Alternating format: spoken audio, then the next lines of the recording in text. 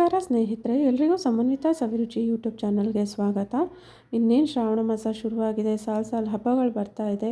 ಏನು ಸಿಹಿ ಮಾಡೋದು ಅಂತ ಅನ್ಕೋತಾ ಇದ್ದೀರಾ? ಬನ್ನಿ ಬೇಳೆ ಒಬ್ಬಟ್ಟು ಹೇಗೆ ಮಾಡೋದು ಅಂತ ನೋಡ್ಕೊಂಬರೋಣ. ಮೊದಲಿಗೆ ನಾನಿಲ್ಲಿ 1 ಕಪ್ಪಷ್ಟು ತೊಗರಿಬೇಳೆ ತೊಗೊಂಡಿದ್ದೀನಿ, ಹಾಗೆ 1 ಕಪ್ಪಷ್ಟು ಬೆಲ್ಲ ತೊಗೊಂಡಿದ್ದೀನಿ. ಸಿಹಿ ನಿಮ್ಗೆ ಎಷ್ಟು ಬೇಕೋ ನೋಡಿಕೊಂಡು ಜಾಸ್ತಿ ಕಡಿಮೆ ಮಾಡ್ಕೋಬೋದು ಸ್ನೇಹಿತರೆ. ಇಲ್ಲಿ 1 ಕಪ್ ಆಗುವಷ್ಟು ಫ್ರೆಶ್ ಆಗಿ ತುರಿದಿರೋ ಹಸಿ ತೆಂಗಿನಕಾಯಿ ತೊಗೊಂಡಿದ್ದೀನಿ, ಹಾಗೆ 1 ಕಪ್ಪಷ್ಟು ಗೋಧಿ ಹಿಟ್ಟು ತೊಗೊಂಡಿದ್ದೀನಿ. ಜೊತೆಗೆ 1 ಕಪ್ಪಷ್ಟು ಚಿರೋಟಿ ರವೆ ತೊಗೊಂಡಿದ್ದೀನಿ, ಸ್ವಲ್ಪ 1/4 ಚಮಚದಷ್ಟು ಅರಿಶಿನ, ಒಂದು ಚಿಟಿಕೆಯಷ್ಟು ಉಪ್ಪು, ಹಾಗೆ ಏಲಕ್ಕಿ ತೊಗೊಂಡಿದ್ದೀನಿ ಒಂದು 3, ಹಾಗೆ ಒಂದು 5 ಸ್ಪೂನಷ್ಟು ಎಣ್ಣೆ. ಈಗ ಒಂದು ಮಿಕ್ಸಿಂಗ್ ಬೌಲ್ ತೊಗೊಂಡು ಅದಕ್ಕೆ ನಾನು 1 ಕಪ್ಪಷ್ಟು ಗೋಧಿ ಹಿಟ್ಟು ಹಾಕ್ತಾಯಿದ್ದೀನಿ. ಮೈದಾ ಬಳಸೋದು ಬೇಡ, ಆರೋಗ್ಯಕರವಾಗಿರಲಿ ಅಂತ ನಾನು ಗೋಧಿ ಹಿಟ್ಟು ಬಳಸ್ತಾ ಇದ್ದೀನಿ. ನೀವು ಬೇಕಿದ್ದರೆ ಮೈದಾ ಹಿಟ್ಟಲ್ಲೂ ಕೂಡ ಮಾಡ್ಕೋಬೋದು. ಈಗ ಅದೇ ಅಳತೆಯಲ್ಲಿ 1 ಕಪ್ಪಷ್ಟು ಚಿರೋಟಿ ರವೆ ಬಳಸ್ತಾ ಇದ್ದೀನಿ.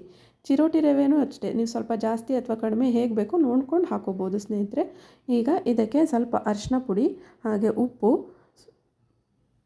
ಎಲ್ಲವನ್ನು ಹಾಕಿ ಚೆನ್ನಾಗಿ ಮಿಕ್ಸ್ ಮಾಡ್ಕೊಬೇಕು ಮೊದಲಿಗೆ. ನಂತರ ಸ್ವಲ್ಪನೇ ನೀರು ಹಾಕ್ಕೊಂಡು ಚೆನ್ನಾಗಿ ಮಿಕ್ಸ್ ಮಾಡ್ಕೊಳ್ಳೋಣ. ಹಿಟ್ಟು ತುಂಬ ತೆಳ್ಳಗೂ ಆಗಬಾರ್ದು, ಚಪಾತಿ ಹಿಟ್ಟಿಗಿಂತ ಒಂದು ಸ್ವಲ್ಪ ತೆಳ್ಳಗಿದ್ರೆ ಸಾಕಾಗತ್ತೆ ಸ್ನೇಹಿತರೆ. ನೋಡ್ಕೊಂಡು ನೀರು ಹಾಕ್ಕೊಳ್ಳಿ. ಮೊದಲಿಗೆ ಜಾಸ್ತಿ ನೀರು ಹಾಕ್ಕೊಂಬಿಟ್ರೆ ತುಂಬ ತೆಳ್ಳಗಾಗ್ಬಿಡುತ್ತೆ ಹಿಟ್ಟು. ಹಾಗಾಗಿ ನೋಡಿಕೊಂಡು ಸ್ವಲ್ಪನೇ ಹಾಕ್ಕೊಂಡು ಚಪಾತಿ ಹಿಟ್ಟಿನ ಅದಕ್ಕಿಂತ ಸ್ವಲ್ಪ ತೆಳ್ಳಗೆ ಕಲಿಸ್ಕೊಬೇಕಾಗತ್ತೆ. ಈಗ ಕಲಿಸ್ಕೊಂಡಾಗಿದೆ. ಈಗ ಇದಕ್ಕೆ ಒಂದು 5 ಸ್ಪೂನಷ್ಟು ಎಣ್ಣೆ ಹಾಕ್ತಾಯಿದ್ದೀನಿ. ಎಣ್ಣೆ ಹಾಕಿದ ನಂತರ ಚೆನ್ನಾಗಿ ನಾದಬೇಕು ಸ್ನೇಹಿತರೆ. ಹಿಟ್ಟು ಎಳೆ ಬಂದಷ್ಟು ಒಬ್ಬಟ್ಟು ತಟ್ಟಕ್ಕೆ ತುಂಬ ಚೆನ್ನಾಗಿರುತ್ತೆ. ಹಾಗಾಗಿ ಎಣ್ಣೆ ಹಾಕಿದ್ಮೇಲೆ ಒಂದು 5 ನಿಮಿಷ ಚೆನ್ನಾಗಿ ನಾದ್ಬಿಟ್ಟು ಸೈಡಿಗೆ ಎತ್ತಿಟ್ಕೊಳ್ಳೋಣ.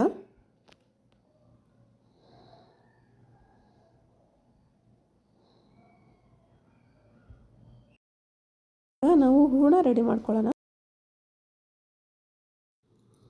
ಮೊದಲಿಗೆ ನಾನಿಲ್ಲಿ ಒಂದು ಪಾತ್ರೆಗೆ 3 ಲೋಟದಷ್ಟು ನೀರು ಹಾಕಿ ಬಿಸಿ ಮಾಡೋಕ್ಕೆ ಇಡ್ತಾಯಿದ್ದೀನಿ ಸ್ನೇಹಿತರೆ, ಬೇಳೆ ಬೇಯಿಸ್ಕೊಳ್ಳೋಕ್ಕೋಸ್ಕರ.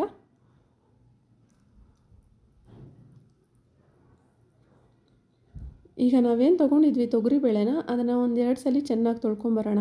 ಅಷ್ಟರಲ್ಲಿ ನೀರು ಕಾಯ್ದಿರುತ್ತೆ.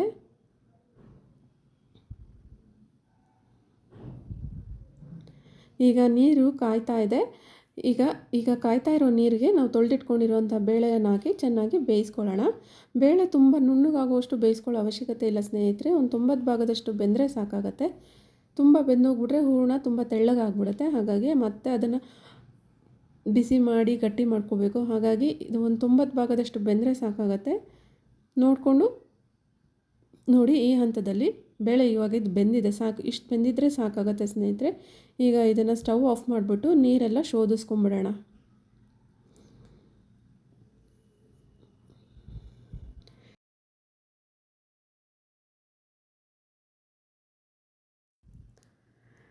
ನೀರೆಲ್ಲ ಬಸ್ದಾಗಿದ ನಂತರ ಸ್ನೇಹಿತರೆ, ಬಿಸಿ ಇರುವಾಗಲೇ ಬೇಳೆಗೆ ನಾವು ಬೆಲ್ಲ, ಏಲಕ್ಕಿ ಹಾಗೂ ತುರಿದಿಟ್ಕೊಂಡಿರುವಂಥ ತೆಂಗಿನ ತುರಿನ ಹಾಕ್ಬಿಟ್ಟು ಚೆನ್ನಾಗಿ ಮಿಕ್ಸ್ ಮಾಡಿಬಿಟ್ಟು ಇಡೋಣ. ಇದು ಸ್ವಲ್ಪ ಆರಬೇಕು. ಆರಿದ ನಂತರ ನಾವು ಮಿಕ್ಸಿ ಮಾಡಿಕೊಂಡು ಹೂರಣ ರೆಡಿ ಮಾಡ್ಕೊಳ್ಳೋಣ ಸ್ನೇಹಿತರೆ. ಈಗ ಎಲ್ಲನೂ ಚೆನ್ನಾಗಿ ಮಿಕ್ಸ್ ಮಾಡ್ಕೊಳ್ಳೋಣ.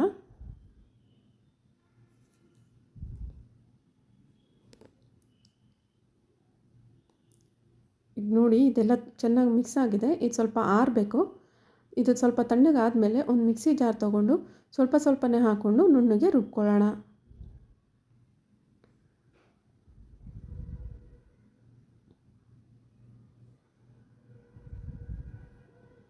ನೋಡಿ ಸ್ನೇಹಿತರೆ, ಈಗ ರುಬ್ಕೊಂಬಂದಿದ್ದೀನಿ. ಎಷ್ಟು ಸಾಫ್ಟಾಗಿದೆ ನೋಡಿ. ಇಷ್ಟಾದರೆ ಸಾಕಾಗತ್ತೆ.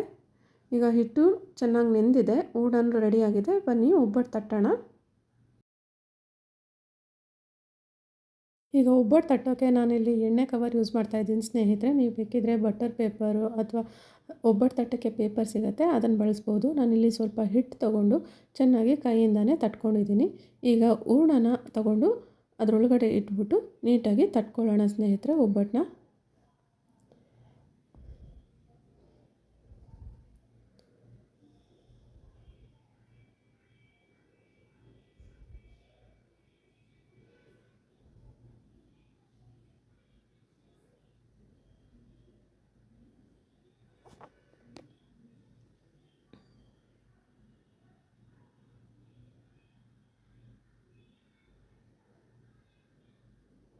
ಸ್ವಲ್ಪ ಎಣ್ಣೆ ಕಾಯಿ ಮಾಡಿಕೊಂಡು ನೀಟಾಗಿ ತಟ್ಕೊಂಡು ಕಾದಿರೋ ಹೆಂಚು ಮೇಲೆ ಹಾಕಿ ಎರಡೂ ಕಡೆ ನೀಟಾಗಿ ಬೇಯಿಸ್ಕೋಬೇಕಾಗತ್ತೆ ಸ್ನೇಹಿತರೆ.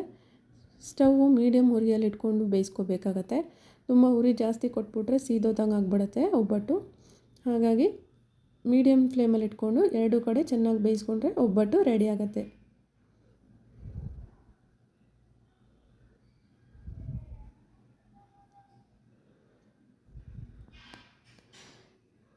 ಈಗ ರುಚಿಕರವಾದ ಆರೋಗ್ಯಕರವಾದ ಗೋಧಿ ಹಿಟ್ಟಿಂದ ಮಾಡಿರೋ ಬೇಳೆ ಒಬ್ಬಟ್ಟು ರೆಡಿಯಾಗಿದೆ ಸ್ನೇಹಿತರೆ.